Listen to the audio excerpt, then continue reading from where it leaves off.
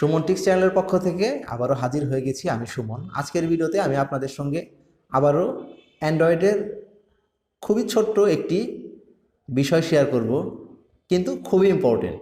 কেন বলছি খুবই ইম্পর্টেন্ট, আবার কেন খুবই ছোট্ট জিনিস বলছি, এ কারণেই বলছি যে এখন যে স্মার্টফোনগুলো বের হয়েছে, এই স্মার্টফোনগুলোতে কিন্তু এই ফোনের যখন ভলিউম বাটনে প্রেস করা যায়, আপনি ভলিউম সবচাইতে কম করে দিলেও কিন্তু আপনার মোবাইলটি সাইলেন্ট হয় না। এই সাইলেন্ট কেন হয় না, এটি কিন্তু খুবই গুরুত্বপূর্ণ বিষয়। আমি নিজেও এই ফোনটি সাইলেন্ট করতে পারি নাই। তো আসলে এটি খুবই ছোট একটি বিষয়, কিন্তু না জানা থাকলে খুবই কঠিন। তো চলুন কথা না বাইরে সরাসরি চলে যাই আমরা মূল ভিডিওতে।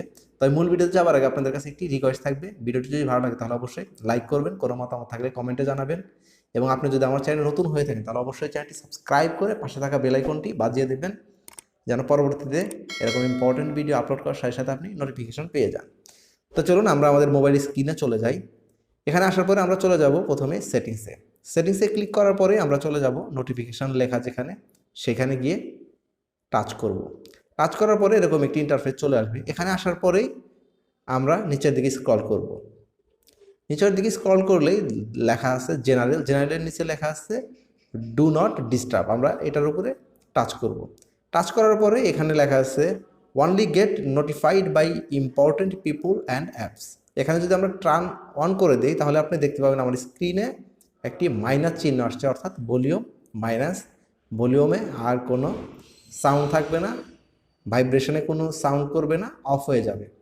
এটি হচ্ছে একটি উপায়, এভাবে আপনি আপনার ফোনটি সাইলেন্ট করতে পারেন। আরেকটি সবচাইতে সহজ উপায় হচ্ছে আপনি আপনার এই মোবাইল ফোনটি যেভাবে আসছে এটাকে এভাবে টান দিবেন।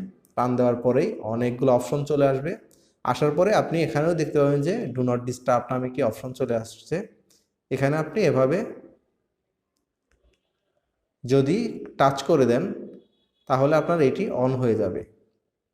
তো চলুন দেখি অন হয়েছে কিনা আমাদের। এখানে আসলাম, দেখেন এভাবেও আপনারা কিন্তু অন করতে পারবেন।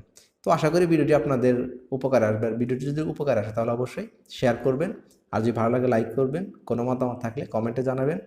আর আপনি যদি আমার চ্যানেল নতুন হয়ে থাকেন তাহলে অবশ্যই চ্যানেলটি সাবস্ক্রাইব করবেন, কারণ আমি এ ধরনের ইম্পর্টেন্ট ভিডিও প্রতিনিয়তই আমার চ্যানেলে আপলোড করে থাকি। ভালো থাকবেন, সুস্থ থাকবেন, আবারও দেখা হবে কোনো একটি নতুন ভিডিওতে। সে পর্যন্ত আল্লাহ হাফেজ।